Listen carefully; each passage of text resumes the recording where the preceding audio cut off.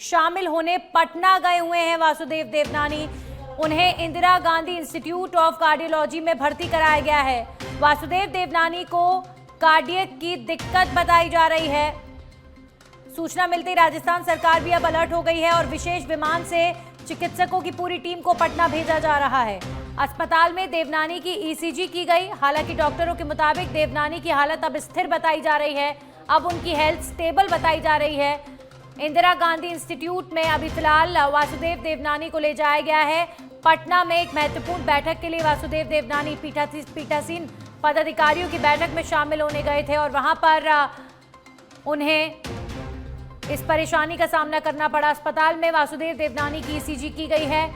हमारे सहयोगी लाल सिंह जुड़ गए हैं। लाल सिंह, अभी फिलहाल क्या ताजा अपडेट मिलता हुआ वासुदेव देवनानी की हेल्थ को लेकर? देखिए नंदिनी, आज पीठासीन अधिकारियों का सम्मेलन था पटना में। वहाँ स्पीकर वासुदेव देवनानी भी शिरकत करने गए थे। कार्यक्रम के दौरान अचानक उनको सीने में दर्द की शिकायत हुई। इसके बाद उनको हॉस्पिटल भर्ती कराया गया। वहाँ उनको एंजियोप्लास्टी कराई गई है, जिसमें उनकी तबीयत दुरुस्त बताई गई है। और इसके बाद हालांकि डॉक्टर्स ने कुछ दिनों के लिए आराम की सलाह उनको दी है और 2 डॉक्टर, स्पेशल डॉक्टर्स उनका लगातार अवलोकन कर रहे हैं, परीक्षण कर रहे हैं। यहाँ से भी ऐसी सूचना मिल रही है, यहाँ से विशेष विमान सरकार भेजेगी और यहाँ से भी डॉक्टर्स का दल जाएगा और पूरे चेकअप के बाद ये माना जा रहा है कि आज शाम तक देवनानी वापस जयपुर आ सकते हैं। फिलहाल जो ताजा अपडेट है नंदनी, वो ये है कि फिलहाल उनकी तबीयत स्थिर है। डॉक्टर्स का ये कहना है कि तबीयत दुरुस्त है, यानी कि खतरे की कोई बात नहीं है, लेकिन आराम की सलाह उनको दी गई है। जी, यानी अभी कार्यक्रम के दौरान ही ये जानकारी है कि वासुदेव देवनानी के सीने में तकलीफ उठी, उन्हें दर्द उठा और तुरंत प्रभाव से उन्हें अस्पताल ले जाया गया। तो गनीमत रही कि बिल्कुल अब उनकी जो हेल्थ है वो स्टेबल बताई जा रही है। तो लाल सिंह, मानकर चले कि यहाँ से जो राजस्थान से विशेष डॉक्टर्स की टीम गई है वो वहाँ पर निगरानी में उन्हें वापस लेकर आएंगे? देखिए बिल्कुल, अभी जो हमारे पास सूचना मिल रही है वो यही है कि यहाँ से एक डॉक्टरों का विशेष दल जा सकता है। विशेष विमान राजस्थान सरकार देख सकती है और उनके पूरे परीक्षण के बाद उनको वापस लाया जाए। क्योंकि अभी जो ताजा अपडेट है उसके आधार पर जो एंजियोप्लास्टी कराई गई है उसमें खतरे की कोई बात नहीं है। हालांकि उनके सीने में दर्द हुआ था, एंजाइटी की प्रॉब्लम उनको हुई थी। इसके बाद उनको भर्ती कराया गया तुरंत प्रभाव से और डॉक्टर्स ने अभी जो रिपोर्ट दी उसके आधार पर खतरे की कोई बात नहीं, केवल उनको कहा है कि आपको 2-3 दिन आराम करना है। इसके बाद जहाँ विशेष डॉक्टरों का जो दल है वो जो रवाना होगा वो और परीक्षण करेगा। इसके बाद उस परीक्षण के बाद देवनानी को वापस जयपुर लाया जाएगा। लेकिन फिलहाल तस्वीर ये है कि खतरे की कोई बात नहीं है और देवनानी दुरुस्त है, स्वस्थ है। जैसे कि एक लगातार, क्योंकि सीने में दर्द के बाद कहीं ना कहीं आशंका बनती है, ऐसी कुछ नहीं है। उनको एक सीने में दर्द हुआ था, इसके बाद एंजियोप्लास्टी कराई गई और यानी कि अभी वो दुरुस्त है। चलिए, शुक्रिया लाल सिंह आपका तमाम जानकारियों के लिए। तो अभी फिलहाल वासुदेव देवनानी की जो हालत है वो स्थिर बताई जा रही है। विधानसभा अध्यक्ष वासुदेव देवनानी को अचानक से सीने में दर्द उठा और उसके बाद उन्हें अस्पताल ले जाया गया। डॉक्टर्स का कहना है कि अभी उन्हें रेस्ट करने की ज़रूरत है। हालत उनकी स्टेबल है क्योंकि ईसीजी जो आई है उनकी वो ठीक आई है। तो अभी फिलहाल डॉक्टर्स उन्हें आराम करने की सलाह दे रहे हैं।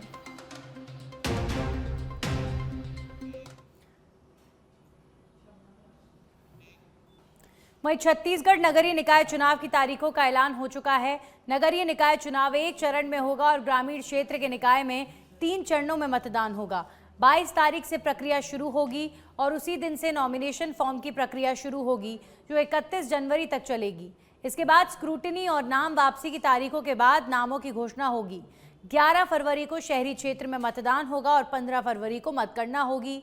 पंचायत क्षेत्र में 27 जनवरी से नॉमिनेशन, 3 फरवरी अंतिम तारीख तय की गई है।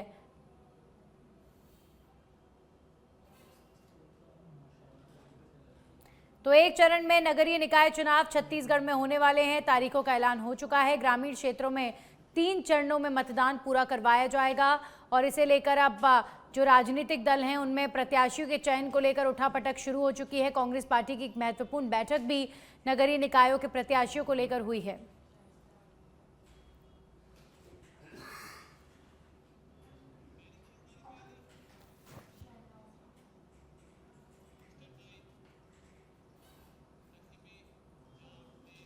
वहीं मुख्यमंत्री भजनलाल शर्मा का बजट पूर्व संवाद कार्यक्रम पहले दौर की बैठक खत्म हो चुकी है और सीएम ने उद्योग और सेवा क्षेत्र के लोगों से चर्चा की है।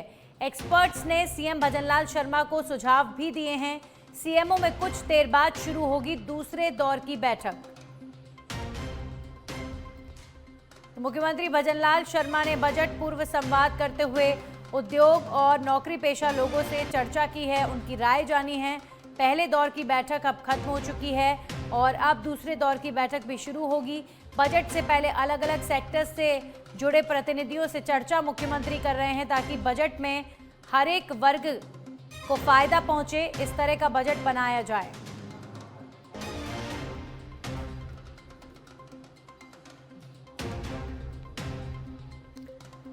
सीएमओ में अब से कुछ ही देर बाद एक और सेशन की बैठक शुरू होगी। इससे पहले हेल्थ सेक्टर से जुड़े हुए प्रतिनिधियों के साथ मुख्यमंत्री ने संवाद किया, कार्मिकों के साथ मुख्यमंत्री ने संवाद किया, उद्योग से जुड़े लोगों के साथ सीएम ने संवाद किया। अलग अलग सेक्टर से जुड़े लोगों से पूछा जा रहा है कि वो बजट में बेहतर क्या चाहते हैं।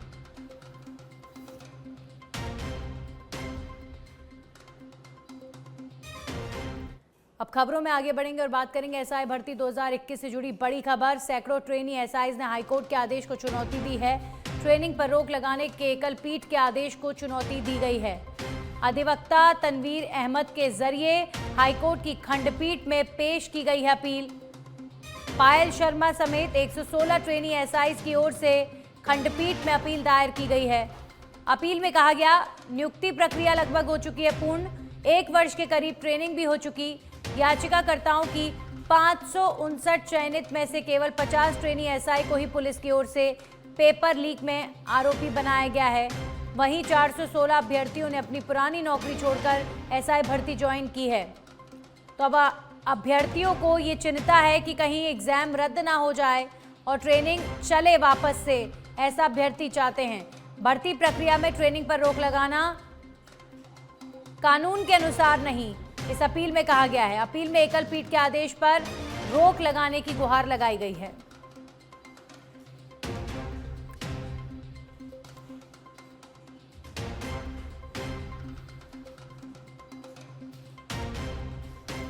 वहीं प्रतापगढ़ में उपजिला अस्पताल धरियावत के इमरजेंसी मेडिकल स्टाफ और CHC in-charge doctor Jitendra Bagdiya की लापरवाही के चलते विगत माह में कस्बे में 2 लोगों की जीवन लीला समाप्त हो चुकी है। ऐसे में इमरजेंसी मेडिकल स्टाफ और सीएचसी इंचार्ज की लापरवाही पूर्वक इलाज का आरोप लगाते हुए निलंबन की मांग की गई है और इसे लेकर ज्ञापन भी सौंपा गया है। सीएचसी उपजिला अस्पताल धरियावत के इंचार्ज डॉक्टर जितेंद्र बगड़िया को तत्काल बर्खास्त करने की मांग उठी है। साथ ही उग्र आंदोलन की चेतावनी भी लोगों द्वारा दी गई है।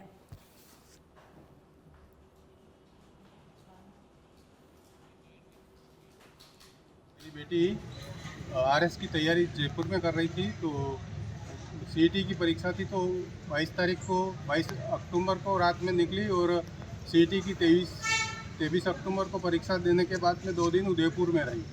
वो दीपावली की शॉपिंग की और उसके बाद में 2 दिन रहने के बाद में वापस 25 तारीख को वापस घर पे आए शाम की 4 बजे। वो शाम तक ओके थी और सुबह में भी सारा घर का काम करने के बाद में थोड़ा उसको हल्का बुखार आया, तो हम डेंगू चेक करवाने के लिए डॉक्टर राजेश बिजड़िया के क्लिनिक पे गए।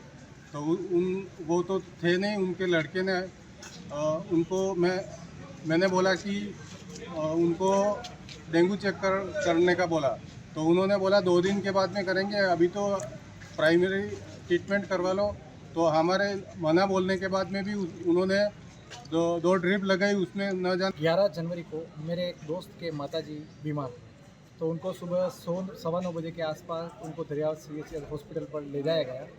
वो कंप्लीट स्वस्थ थे, उनके पाँव से वो चल के गए हैं और जाकर 10-15 मिनट तक तो उन्होंने डॉक्टरों का वेट किया कि कोई आए, पर उस समय तक कोई डॉक्टर नहीं आया। फिर उसके बाद वो इमरजेंसी में गए, इमरजेंसी में भी देखा तो कोई नहीं। इमरजेंसी में जाके मेरे दोस्त ने और उनके पिताजी ने दोनों ने मिला के उनकी माताजी को वहाँ पर सुलाया और उन्होंने स्वयं खुद ने इधर उधर ऑक्सीजन के सिलेंडर वगैरह ढूंढे और ऑक्सीजन देने की कोशिश करी। और उस दरमियान कम से कम 1 घंटे का प्रोसेस रहा है। वो हॉस्पिटल में कब से आ गए थे, पर उनको कभी किसी ने भी नहीं देखा गया। चला के घर से लेके गई थी। 2 दिन से ईश्वरलाल मीणा का ट्रीटमेंट चल रहा था वहाँ पे, और डॉक्टर ने मेरे को पर्सनल मिले तो मैंने उन्हें बोला कि मेरे बेटे को बुखार उतर नहीं रहा है, जांच भी करवा दी है, डेंगू भी नेगेटिव आया है। तो उन्होंने बोला कि आप मेरे पर्सनल क्लिनिक पे लेके आओ इसको 6 बजे। मैं 6 बजे क्लिनिक पे लेके उन्होंने जांच वाच करवाई, तो वहाँ पे डेंगू आया भी नहीं और डॉक्टर ने ड्रिप चढ़ाते उसको ठंड लगने लग गई। ठंड लगते से ही मैंने उसको बोला कि ड्रिप हटाओ, और फिर उन्होंने इंजेक्शन लगाया। पता नहीं कौन सा इंजेक्शन लगाया, उन्होंने कोई लिखा नहीं था, कुछ भी नहीं करा। उन्होंने उनके पर्सनल क्लिनिक से ही। पाली के सुमेरपुर में कस्बे के पीएम श्री राजकीय उच्च माध्यमिक विद्यालय में ब्लॉक स्तरीय साइकिल वितरण कार्यक्रम आयोजित हुआ, जिसमें कैबिनेट मंत्री जोराराम कुमावत मुख्य अतिथि रहे और सीबीईओ धनाराम सोलंकी की अध्यक्षता में ये कार्यक्रम संपन्न हुआ। इस मौके पर सीबीईओ सोलंकी ने राज्य सरकार की बालिका प्रोत्साहन योजनाओं पर प्रकाश भी डाला।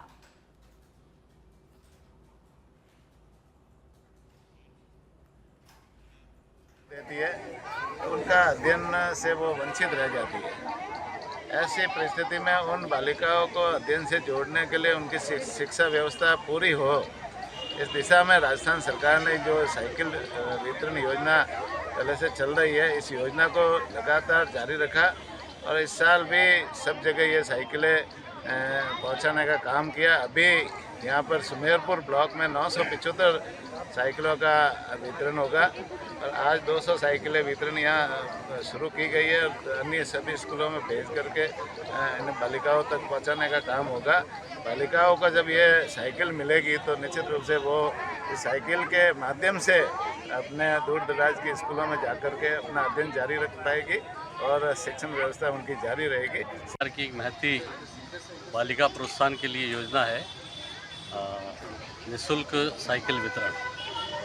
आज ब्लॉक लेवल का कार्यक्रम श्रीमान स्थानीय विधायक एवं माननीय कैबिनेट मंत्री श्री जोराराम जी कुमावत के सानिध्य में आयोजित किया गया। इसमें शहर की 2 स्कूल के लगभग 200 साइकिलों का वितरण आज किया जा रहा है। बाकी ब्लॉक के अन्य विद्यालय में ये साइकिलें जब पहुंचेगी तब वहां पर उनका। वहीं खैरतल तिजवारा की यूआईटी फेज 3 थाना पुलिस ने चोरी की घटना का खुलासा किया है, जहां पर पुलिस ने कार्रवाई करते हुए 3 चोरों को गिरफ्तार किया, जिनके पास से चोरी का माल भी बरामद हुआ है। बता दें कि आरोपियों ने 3 जनवरी को एक कंपनी में चोरी की वारदात को अंजाम दिया। भिवाड़ी एसपी ज्येष्ठा मैत्रेयी के निर्देशन में ये पूरी कार्रवाई हुई है। फिलहाल पुलिस आरोपियों से पूछताछ कर रही है। पाठक ने एक मुकदमा दर्ज करवाया कि हमारी अक्स ग्रुप के अक्स ऑप्टिपीवर लिमिटेड फैक्ट्री है कैरानी में, वो कई दिनों से बंद पड़ी थी। तो दिनांक 3 तारीख को 4-5 आदमी दीवार फांद करके इनके फैक्ट्री में से मोटर, केबल, एलईडी, मोबाइल और लोहे का सामान एक ट्रैक्टर में डालकर ले गए। ये इन्होंने मुकदमा दर्ज करवाया था। हमने संदिग्धों से पूछताछ की, मुखबिर खास मामूर किए। उसके बाद में हमने इस चोरी का खुलासा किया। 3 मुलजिम गिरफ्तार किए हैं और 2 वांटेड हैं। इसमें पीछे सामने ये आया कि नए अपराध करने वाली एक नई गैंग ही बनी थी, जो दिन में फैक्ट्री में रैकी करती थी सोनी फैक्ट्रियों की और रात को जाकर के चोरी करती थी। इसमें इनका जो मास्टरमाइंड था अकरम, जिसने इसी बंद फैक्ट्रियों के चोरी के चक्कर में चौपानकी में एक मर्डर भी किया है, वो भी इसमें वांटेड। वहीं हनुमानगढ़ के भाखड़ा सिंचाई प्रणाली में 1250 क्यूसेक पानी की मांग का मामला सामने आया है, जिसमें किसानों ने जिला कलेक्ट्रेट पर महापड़ाव डाला। इस दौरान पानी की मांग को लेकर किसान धरना प्रदर्शन कर रहे हैं। जानकारी के अनुसार सिंचाई विभाग भाखड़ा में 850 क्यूसेक पानी चला रहा है। वहीं दूसरी ओर किसानों ने मांग को लेकर अनिश्चितकालीन महापड़ाव की चेतावनी भी दी है, जिसके चलते 54 किसान अनशन पर बैठे हुए हैं। कि जो पिछले टाइम सरकार ने हमारा 1250 पानी का 850 कर दिया, जिससे हमारी सरसों की फसल, हमारी कणक की फसल, जौ की फसल बिल्कुल खराब हो रही है। इसलिए आज हम बड़ी गिनती में भाखड़ा के पूरा क्षेत्र आज बड़ी गिनती में यहाँ पे धरना बैठे हैं, जिसमें हमारे भूख हड़ताल पे ही 55 साल पानी बैठ चुके हैं। तब तक हमारा पानी नहीं मिलेगा, तब तक हमारा ये आंदोलन फिर भी भाखड़ा का जो हमारा पानी का जो कम कर दिया गया 850 क्यूसेक कर दिया गया है, उसको 1250 करने के लिए आज पूरे एरिया के किसान यहाँ कलेक्टर के आगे इकट्ठे हुए हैं। और जब तक हमारा 1250 क्यूसेक पानी पूरा नहीं मिलेगा, तब तक किसान जो हमारे आम अनशन पर बैठे हैं वो तब तक अनशन पर रहेंगे। और ये जो किसान बैठे हैं आज हनुमानगढ़ की धरती के उत्ते साडा अंदोलन चल रहे हैं। साडे किसान साथी मरण वर्त ते भी बैठे हैं, जिहड़ा कि प्रशासन नूं अल्टीमेटम है। अज साडे हनुमानगढ़ की धरती से ਕਿਸਾਨ ਸਾਥੀਆਂ ਨੇ ਇੱਕ ਨਵਾਂ ਰਿਕਾਰਡ ਪੈਦਾ ਕੀਤਾ ਹੈ, ਜਿਹੜਾ ਕਿ ਕਿਸਾਨ ਸਾਥੀ ਅੱਜ ਦੁਖੀ ਹੋਣ ਕਰਕੇ ਸਾਡੇ ਕਿਸਾਨ ਇੱਕ ਫਸਲਾਂ ਬਰਬਾਦ ਹੋ ਗਈਆਂ, ਇਸ ਕਰਕੇ ਅੱਜ ਮਰਨ ਵਰਤ ਤੇ ਬੈਠੇ ਆ। ਇਹ ਜਿਹੜੀਆਂ ਸਰਕਾਰਾਂ ਜ਼ਾਲਮ ਸਰਕਾਰਾਂ ਦੇ ਕਾਰਨ ਸਾਨੂੰ ਮਰਨ ਤੱਕ ਦੀ ਪੋਜੀਸ਼ਨ ਤੱਕ ਸਾਨੂੰ ਆਉਣਾ ਪੈ ਗਿਆ। ਅਸੀਂ ਸਰਕਾਰਾਂ ਨੂੰ ਅਪੀਲ ਕਰਦੇ ਜਲਦ ਤੋਂ ਜਲਦ ਸਾਡੀਆਂ ਮੰਗਾਂ ਪੂਰੀਆਂ ਕਰਨ ਲਈ ਅਸੀਂ ਮਰਨ ਵਰਤ ਤੇ ਸਾਡੇ ਹੋਰ ਵੀ ਸਾਥੀ ਕਾਫੀ ਉਤਸੁਕ ਹੈ ਬੈਠਣ ਨੂੰ। ਅੱਜ ਇੱਕ ਧਰਤੀ ਤੇ ਹਮਾਨਗੜ੍ਹ ਦੀ ਤੇ ਜਿਹੜਾ ਰਿਕਾਰਡ ਬਣਿਆ, ਅਸੀਂ ਅੱਗੇ ਆਉਣ ਵਾਲੀ ਤਰੀਕ ਦੇ ਵਿੱਚ ਇਸ ਤੋਂ ਵੀ ਵੱਡਾ ਇੱਕ ਰਿਕਾਰਡ ਬਣਾਉਣ ਜਾ ਰਹੇ ਹਾਂ ਕਿ किसान साथी इतने भी बहुत दुखी है और काफी संख्या में और भी किसान साथी। वहीं बीकानेर के खाजूवाला से खबर है, जहां पर पूगल पुलिस ने अवैध डोडा पोस्ट के खिलाफ कार्रवाई की है। पूगल दंतौर भारतमाला सड़क पर पुलिस की नाकेबंदी तोड़कर भाग गए थे तस्कर। पुलिस ने पीछा कर तस्करों को 3 DBM फाटा पर कार समेत दबोचा। 35 किलो डोडा पोस्ट के साथ 3 तस्कर गिरफ्तार भी किए गए हैं। पुलिस ने तस्करों की एक कार भी जब्त की है। पुलिस ने कार और डोडा पोस्ट जब्त कर NDPS एक्ट के तहत मामला दर्ज कर लिया है।